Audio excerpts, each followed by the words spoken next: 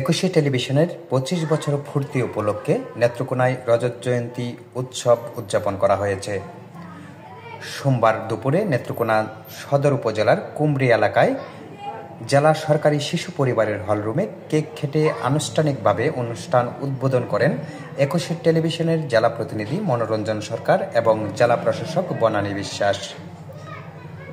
অনুষ্ঠানটি ছিল উৎসবমুখর পরিবেশে ভরপুর। রজত জয়ন্তী উপলক্ষে আয়োজন করা হয় বর্ণাঢ্য র্যালি, কেক কাটা, শিশুদের মাঝে মিষ্টি বিতরণ এবং বাংলা নববর্ষ ও রজত জয়ন্তীকে ঘিরে জাতীয় খেলা কাবাডির প্রদর্শনী। অনুষ্ঠানটি সঞ্চালনা করেন এনটিভির স্টাফ রিপোর্টার বজন দাস।